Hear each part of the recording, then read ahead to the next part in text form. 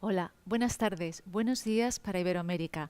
Bienvenidos y bienvenidas al primero de los 7 debates que tendrán lugar en este foro TV Morfosis, Comunicación Audiovisual de la Ciencia, Contenidos, Ventanas y Audiencias, que nuevamente se celebra en la Universidad de Valencia junto con las jornadas TV Morfosis con TEDE 2017. Este programa está producido y realizado por el Canal 44 de la Universidad de Guadalajara, México, y por el Taller de Audiovisuales de la Universidad de Valencia, para ser retransmitido por Internet a través del espacio de radiodifusión iberoamericano y de las diferentes plataformas audiovisuales de gran parte de las universidades españolas, iberoamericanas y europeas. En este primer debate trataremos de reflexionar sobre la evolución de las narrativas audiovisuales en la comunicación científica. La irrupción de Internet ha multiplicado las formas y los estilos narrativos utilizados para comunicar la ciencia.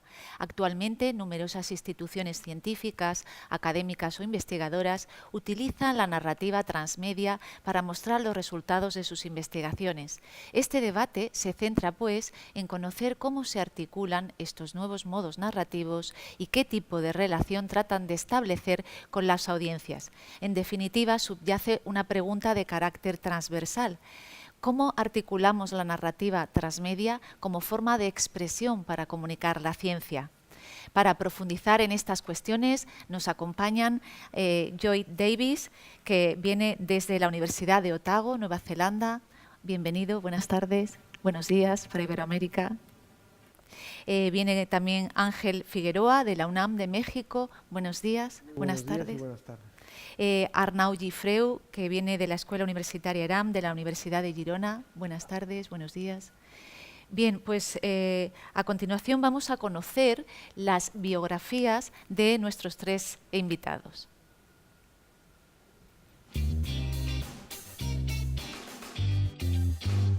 Joy Davis es científico, escritor, fotógrafo y cineasta. Además es doctor en la Universidad de Alberta, en Canadá, y autor de varias publicaciones científicas sobre el comportamiento y la ecología de aves y mamíferos. Es considerado una autoridad mundial en estudios sobre pingüinos y actualmente es profesor de comunicación científica en la Universidad de Otago.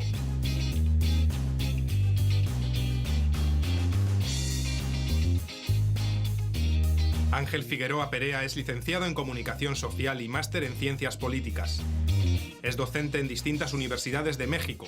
Ha colaborado en medios como Televisa Radio, Grupo Televisa, Radio 13, Editorial Novedades, Radio UNAM y el Servicio Latinoamericano de la BBC en Londres. Actualmente es director de medios de la Dirección General de Divulgación de la Ciencia de la UNAM. Arnau Gifreu es doctor en Comunicación Audiovisual, productor y consultor de proyectos interactivos y transmedia. Es investigador afiliado del Open Documentary Lab y miembro de la organización iDocs. Además es colaborador en medios interactivos de Radio Televisión Española. Ha desempeñado cargos de dirección, producción ejecutiva y transmedia, guión, coordinación y tutorización académica en múltiples publicaciones y proyectos interactivos. Bien, pues para comenzar el debate de esta sesión vamos a darle la palabra en primer lugar a Joy Davis para que exponga brevemente algunos de los argumentos que considera que son relevantes para el panel que tenemos ahora.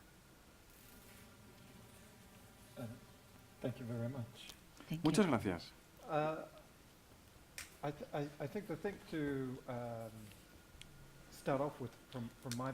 Creo que voy a empezar con mi perspectiva de los vídeos científicos y es la idea de transmedia, las narrativas transmedia,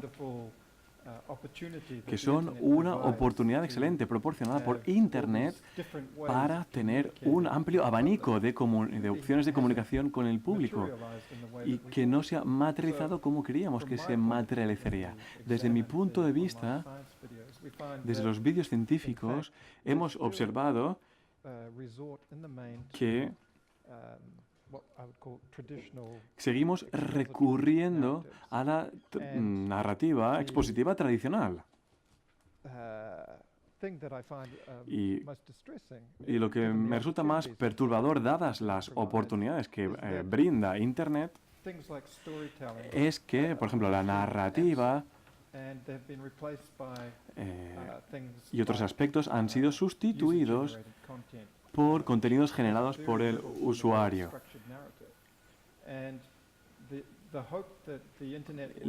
La esperanza de que Internet proporcionaría esta narrativa multimedia, multifaceta, creo que no se han materializado en estos momentos y, de hecho, creo que nos han dado gato por liebre. El modus operandi de Internet ha tenido algo positivo, que ha democratizado la narrativa, la cinematografía, por ejemplo, pero al mismo tiempo ha reinventado una serie de aspectos. Los vídeos científicos de baja calidad que se pueden difundir fácilmente, y cuando se buscan producciones costosas y de gran calidad no pueden competir con todo ello, y para mí la promesa de la transmedia no se ha materializado en realidad. Pues vamos a darle ahora la palabra a Ángel Figueroa para que haga una exposición sobre la evolución de las narrativas audiovisuales en la comunicación científica, exponga su punto de vista. Muchas gracias. Yo creo que en el caso mexicano, quiero centrarme mucho en eso, aprovechando también esta posibilidad de tener diferentes visiones.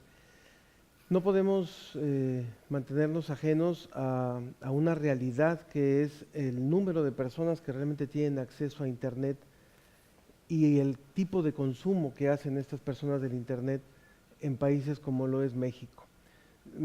Creo que es importante decirle al público que nos está viendo que a diferencia de realidades como en Argentina, como Brasil, como otros países que tienen un mayor cobertura de Internet, México todavía está entre los países que están hacia el 50-60% de acceso a la cobertura de Internet, y quiénes son los que realmente están teniendo este acceso. Entonces, si bien nosotros hemos buscado a través de las plataformas web espacios para la comunicación de la ciencia, todavía podríamos decir que estamos en algunos terrenos incipientes y donde incluso hemos tenido algunas experiencias fallidas, y hay que también reconocerlo.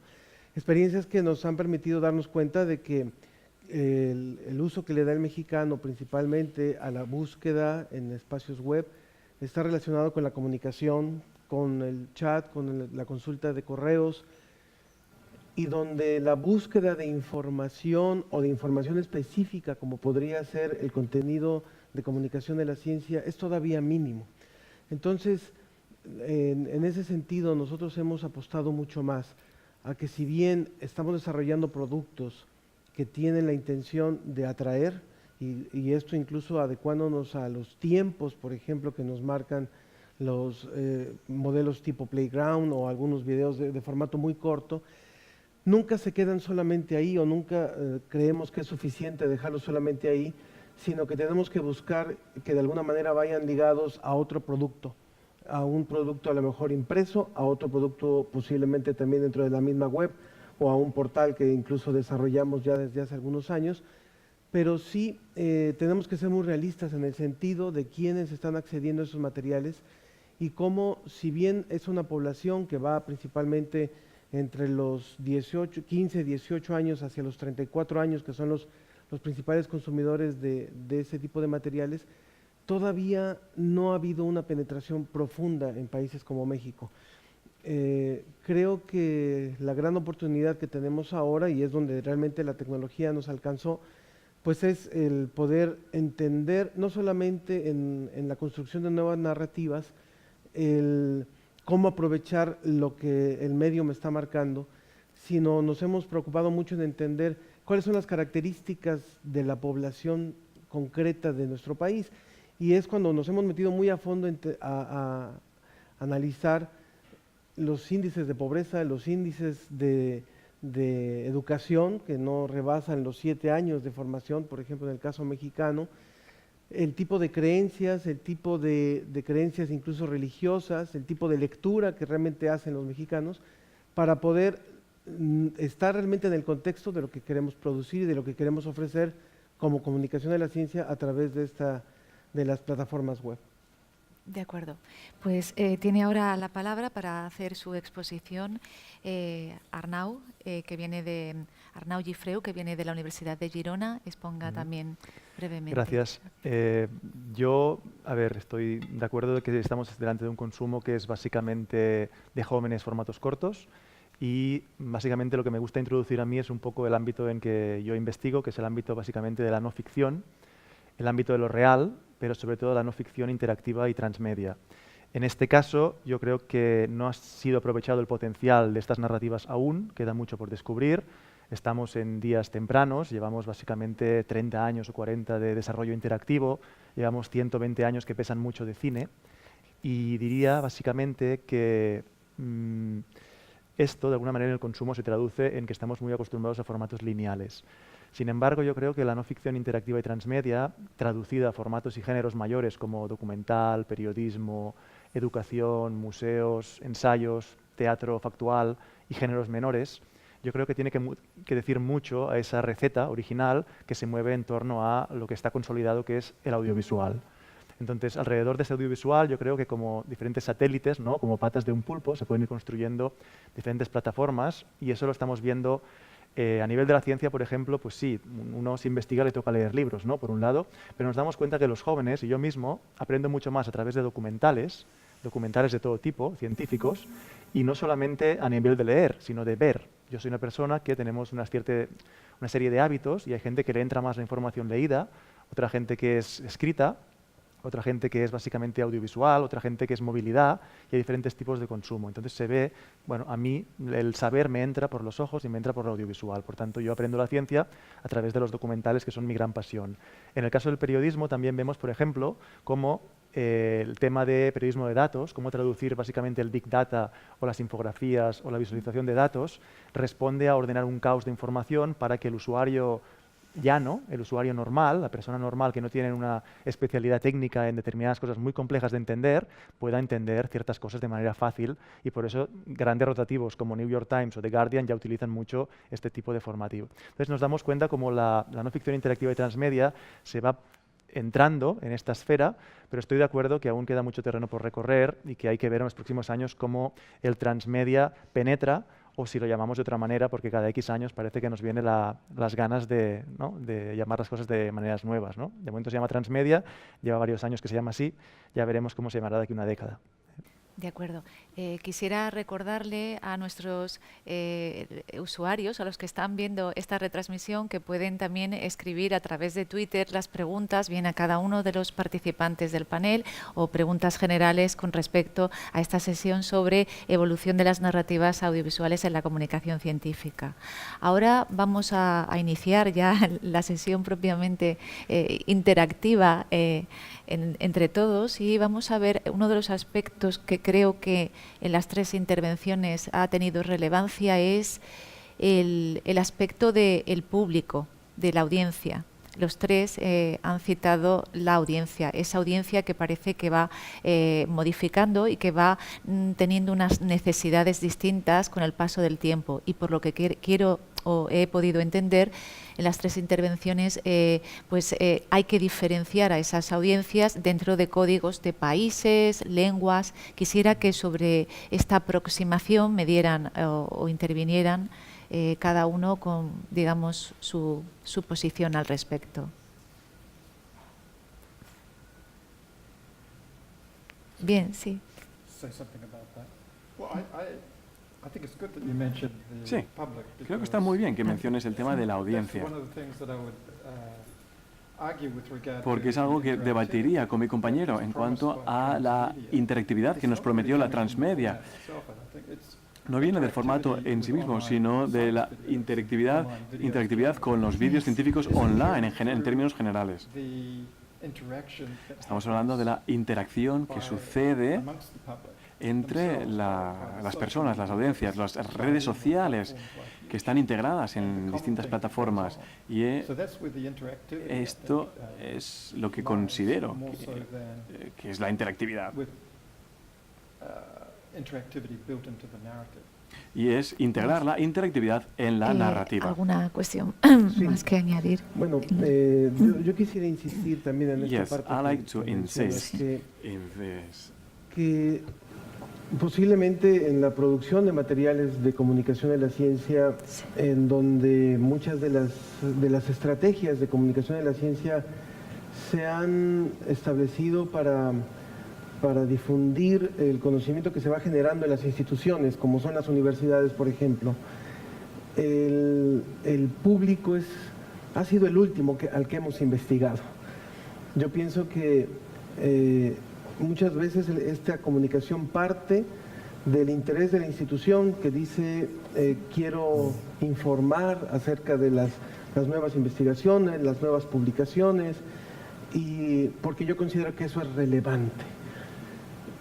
Cuando nos hemos vuelto un poquito sordos hacia lo que es el público, y cuando, como dice un antropólogo español justamente,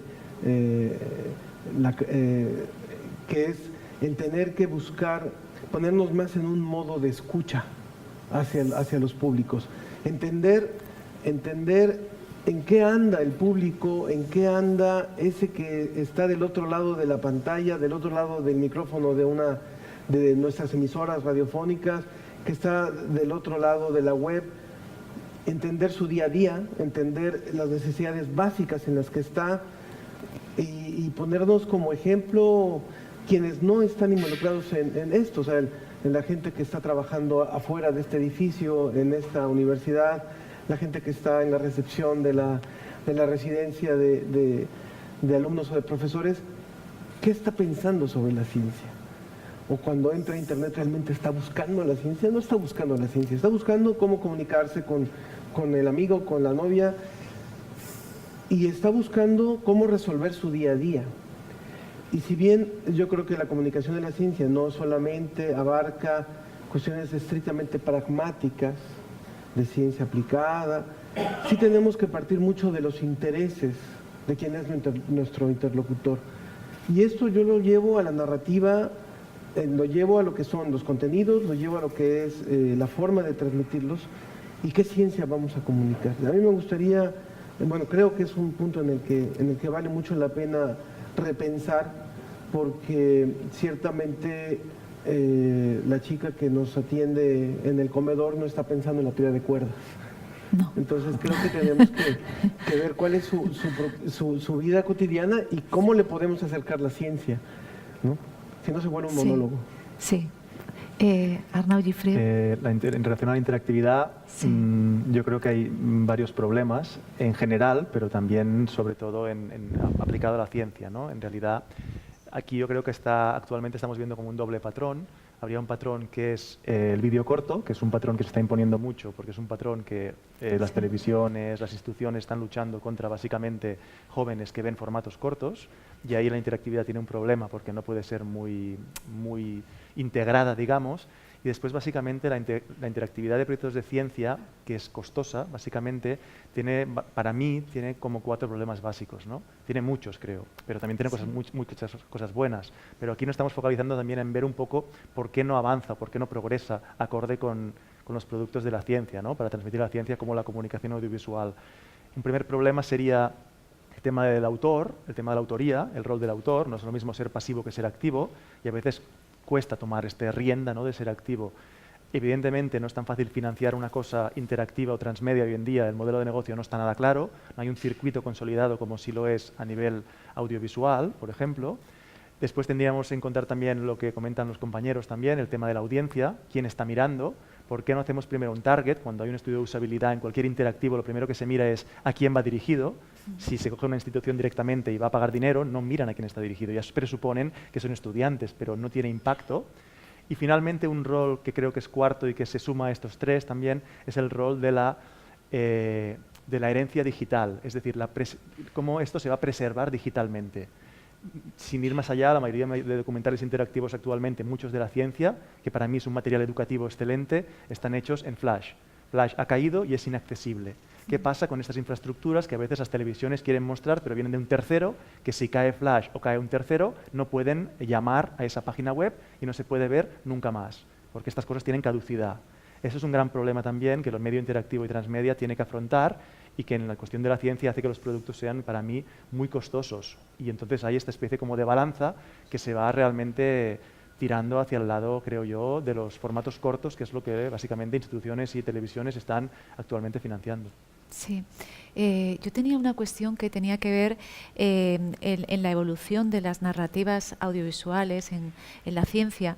Yo he tenido siempre la sensación de que a la ciencia, al mundo del conocimiento, le ha costado mucho entrar en el audiovisual. Siempre ha habido como una especie de reticencia o de desinterés en que, bueno, si de alguna manera transformabas el conocimiento científico en un formato audiovisual, era como lo desvirtuabas o lo dejabas degradado, lo relegabas a un segundo plano en lugar de darle relevancia, porque teníamos un paradigma de relato o de narrativa, un paradigma que era el paradigma cultural de la transmisión del conocimiento. Estoy pensando en el que todos imaginamos de Carl Sagan, ¿no? Ese relato de paradigma que quedó ya obsoleto ya hace bastante tiempo, porque hoy día un producto así puede vender, pero con otras aproximaciones o con otro tipo de relato transmedia. Entonces yo quería saber si realmente ustedes consideran esta misma cuestión, si la ciencia le ha costado o también depende de culturas o depende de lugares o depende de regiones. ¿Cuál es el punto de vista que tienen al respecto? Me? Yes, Okay. Yo, por ejemplo, Well, that's a good question. muy buena And, pregunta. I mean, I agree with Arno in that Estoy de acuerdo things like con transmedia Arnau, que, and por ejemplo, storytelling, la techniques transmedia, of narrative la offer narrativa, great possibilities for ofrecen improving grandes posibilidades communication. para mejorar la comunicación, The sad reality is pero that, la triste realidad we don't es que get the opportunity no tenemos la to, oportunidad experience that very de experimentar esto muy a menudo de manera que se traduzca en algo sostenible. I actually disagree with you that Y de hecho science estoy en is desacuerdo contigo de que en que la ciencia hard to communicate or tenga penetrate, que penetrar o comunicar, porque hay un enorme interés en la historia natural, en la ciencia,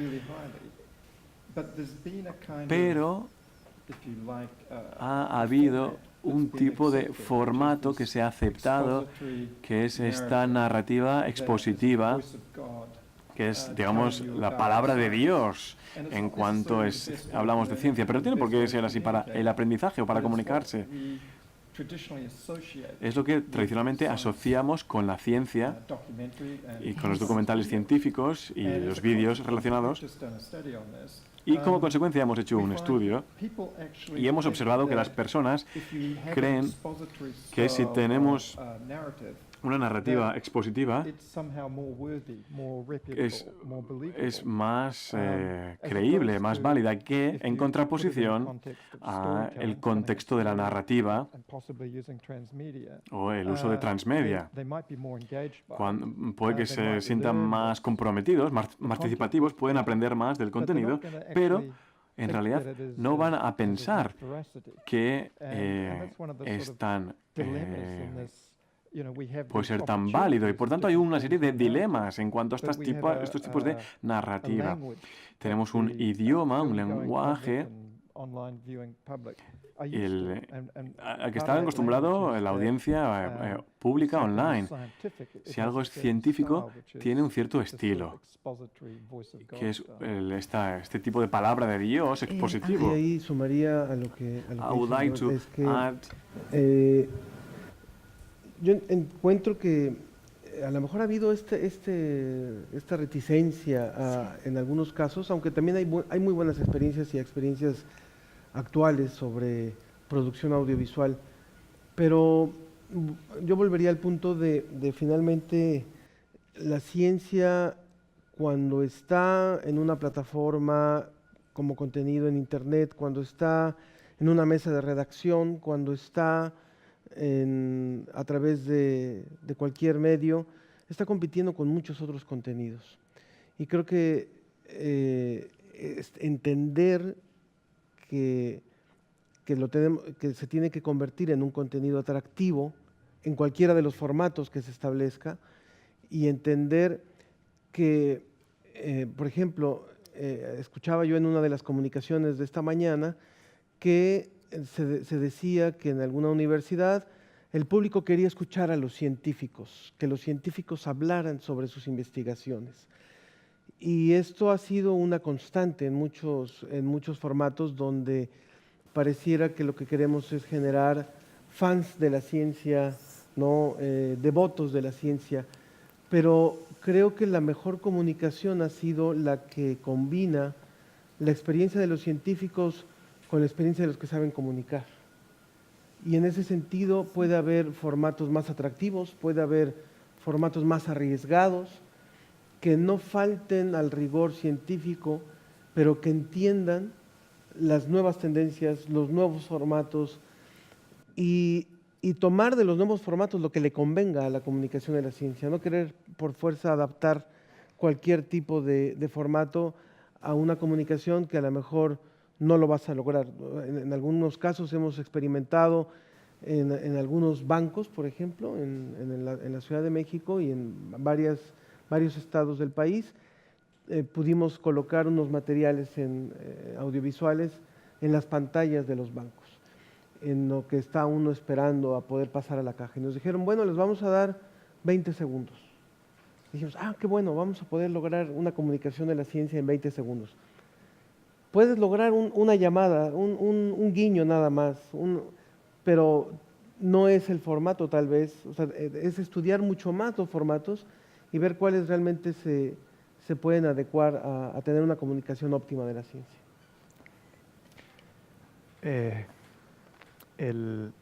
A nivel de lo que comentamos del quién debe explicar el tema de la divulgación de la ciencia en determinados casos, yo lo veo muy bien en mi campo, ¿no? Volviendo al campo de la no ficción, los grandes campos son básicamente documental y periodismo, ¿no?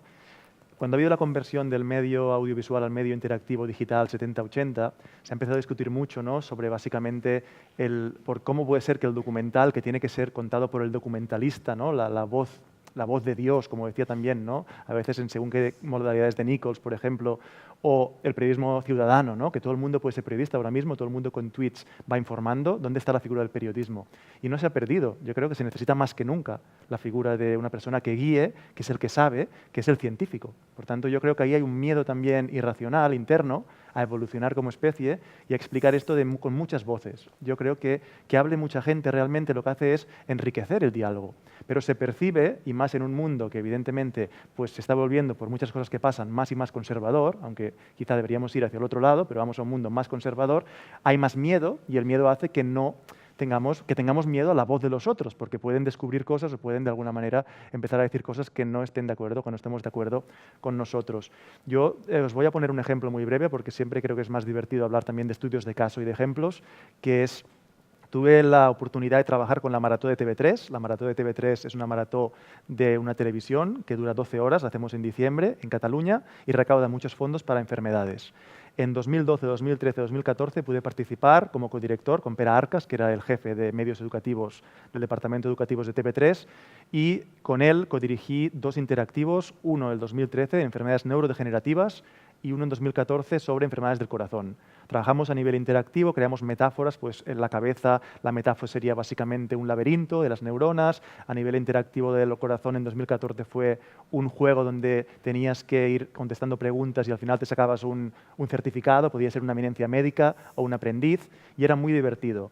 La Marató de TV3 tiene más de 15 plataformas y divulga muy bien la ciencia, pero al final de todo, al final del día, lo que ha quedado realmente es el interactivo, que se consulta, que los niños en la escuela, institutos y universidades lo utilizan, siguen aprendiendo, tienen fichas, guías didácticas y entienden, con una ayuda evidentemente guiada de científicos, expertos y doctores, lo que es tener una enfermedad neurodegenerativa, que van al alza, por desgracia, o lo que es básicamente tener un problema del corazón. Y para mí eso es una de las facultades más elevadas que tiene esta combinación de las cosas científicas aplicadas, como os decía al principio, a la no ficción, y es muy útil. Por tanto, es un campo del que estamos hablando que en un futuro va a hacer que se modifique completamente la enseñanza. El sector educativo se va a ver completamente, digamos, con una incorporación de los vídeos del interactivo para la docencia en todos los niveles educativos, por lo que he entendido un poco de las palabras. Y quizás también, retomando un poco las ideas al principio que decía Joyce Davis, cuando hablaba de a veces la poca calidad que hay en algunos productos o la calidad alta que debemos conseguir que hay en otros. Pero bueno, sí que es verdad que ahora mismo en vídeos online hay muchos de muy mala calidad y bueno, y la buena calidad es la que habría que conseguir en un futuro como reto a corto plazo, ¿no? Trabajar los contenidos de calidad y utilizar más estas formas de comunicación, no solamente para la educación, sino para otros aspectos de la vida pública, ¿no? Sí. Yeah, well, I think Anna and Sí. you have just put up a very good use case for Sí, when y es current media un interactivity caso estupendo is really el ejemplo que nos ha worthwhile and is puesto going to, nuestro be compañero aquí have del an panel. economic case for it. Y And también teaching podemos is ver cómo obvious. hacer The una cuestión one económica example, de la a cuestión. museum, like you mentioned La before, enseñanza could be o another. en unos museos, por ejemplo, When we're también looking podría at ser otro online ejemplo. Cuando miramos videos and los vídeos people watching online y things la on gente que YouTube, mira vídeos en YouTube, I think it's beyond us to creo say, que "Hey, está más allá de we're nuestro gonna make poder this decirles, better. vamos a mejorar esto.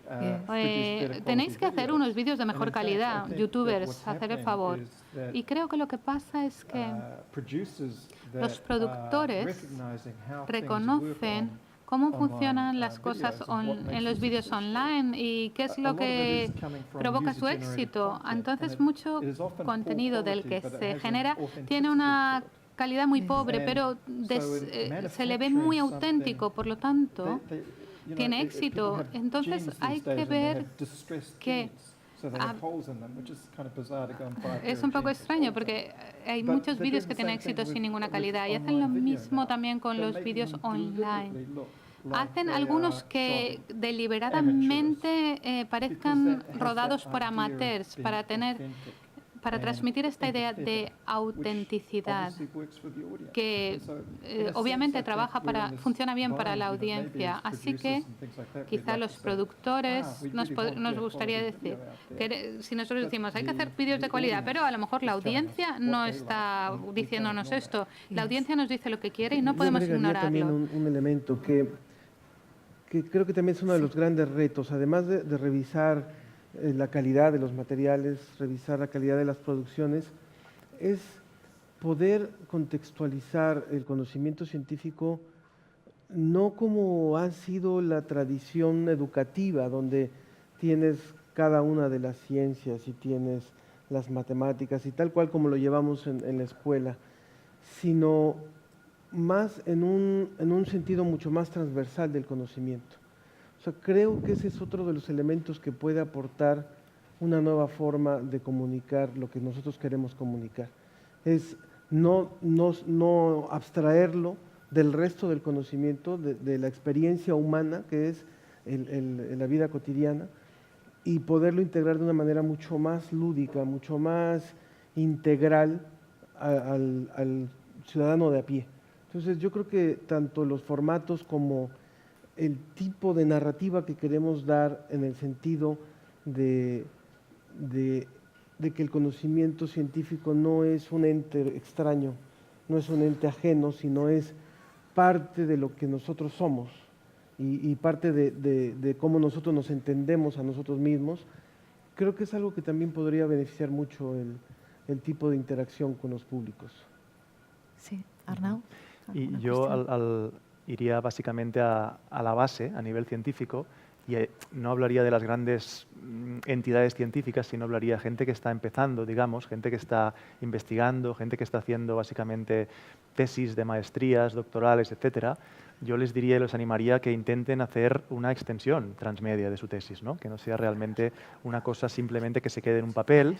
De hecho, también creo que hace poco que se hizo básicamente se tradujo, fue la primera tesis doctoral presentada en formato de cómic, ¿no? Fue una cosa como que costó mucho aceptar, pero realmente es hay indicios que nos indican que quizá podemos utilizar géneros y formatos, y tampoco me quiero circunscribir a la no ficción, sino también a la ficción, ¿por qué no?, en que tú puedes presentar tu tesis de alguna manera o tus investigaciones de muchas maneras, y para llegar a públicos muy diferentes. Por tanto, que eso no se quede directamente en un sitio lleno de polvo y que nadie lo lea, sino que se vuelva algo activo y que pueda llegar en un formato más fácil, entendible a la gente. Entonces yo creo que es una labor ardua, es muy complicado financiar este tipo de cosas, pero yo creo que es animar también, y se está viendo ya en muchos trabajos de investigación, en que se piensa en diferentes formatos de output, de salida, que no solamente es un trabajo escrito.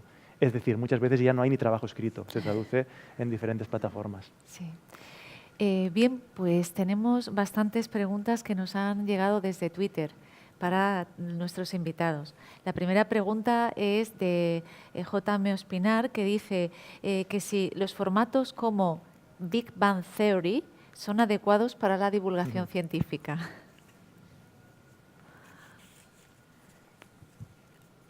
Big Bang Theory. You're asking me about the science now. Me pregunta a mí I sobre thought la this was ciencia. about narrative and Bueno, science. yo creo que esto es I de think, narrativa y de ciencia.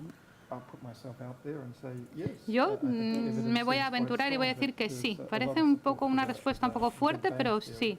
Yo But apoyo we're la more about Big Bang the Theory, process of pero creo que communicating hablaríamos rather también than del proceso de comunicación, the en actual este caso, information. más que de la Yes. información que dan concretamente, ¿Alguno ¿no? de ustedes quiere responder a esa pregunta? ¿Alguna cuestión más sobre si Big Bang Theory o formatos de estas características podrían influir? No. La siguiente pregunta de Bienvenido León es ¿cómo influye el uso del móvil en las narrativas del vídeo online? ¿Cómo influye el uso del móvil en las narrativas del vídeo online? Bueno, ahí yo pensaría que finalmente en el caso también mexicano, el móvil ha desbancado en muchas de las casas, en muchos de los hogares, a las computadoras de escritorio. O sea, es una realidad. Desgraciadamente tengo que regresar al punto, o sea, en nuestro país todavía hay un problema de conectividad, entonces hay también un problema de acceso y hay veces que esto se vuelve contraproducente. Entonces creo que todavía tenemos que trabajar en algunos aspectos todavía como para considerarlo, como para que sea la herramienta única, pero de que puede tener una mayor cercanía a los públicos, sí, y de hecho la tiene. La tiene. ¿No? Bien. Hay una pregunta de JCR Sánchez. Sorry. Well, I was just going to add to that. Solo quería añadir a esto que los teléfonos están allí, tal como ha dicho Arnau antes, que son los formatos más cortos los que se han hecho más populares, porque no puedes ver una película de 3 horas en un teléfono móvil, pero sí que ves un vídeo de 3 minutos. Así que creo que una vez más la proliferación de los teléfonos móviles nos ha ayudado a dar forma al aspecto de los vídeos online. Okay. Vamos a ir a la siguiente pregunta, gracias. Vamos a ir a la siguiente pregunta, que es de JCR Santir, que dice, ¿es ahora más cierto que nunca que el medio es el mensaje o más bien que la audiencia es el mensaje? Bueno,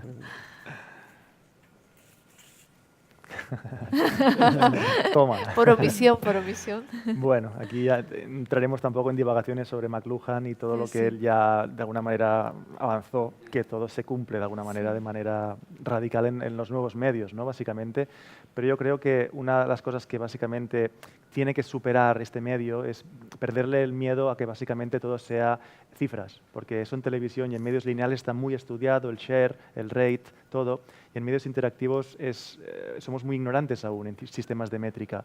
Por tanto, de alguna manera, cualquier cosa que se quiera financiar, de alguna manera tiene que contar desde el principio, a nivel interactivo, con la audiencia, audiencias líquidas, segmentadas, pero sobre todo una tendencia mucho que uno se entera cuando habla con grandes radiodifusores que no financian sobre todo ciencia, pero sí que se vuelcan mucho en la ciencia, como National Film Board de Canadá, arte, sobre todo del primer mundo, te das cuenta en este mundo, porque nosotros, por desgracia, estamos aún en una segunda liga, pero ojalá podamos subir a la primera, estoy hablando de España y Latinoamérica, pero te das cuenta de que un poco la fórmula que ellos están poniendo y proponiendo es una fórmula de un largo, de ficción no ficción, una fórmula de formatos inmersivos cortos para gafas o para web, y formatos cortos como videoclips, series web, cortometrajes, pero siempre esta fórmula transmedia que parece que es la que funciona. Yo creo que la ciencia también se tendría que intentar adaptar a estos tres formatos, de alguna manera.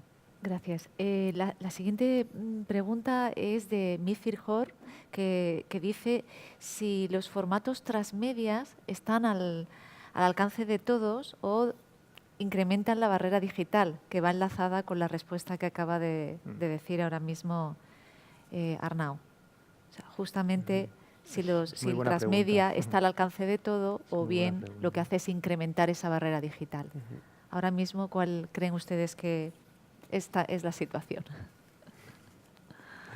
¿Yo? Yo creo que la va en complemento. No, yo creo que la pregunta es adecuada para Ángel Figueroa, porque ha estado insistiendo mucho antes de los accesos y todo esto. Es que es real, desgraciadamente es real.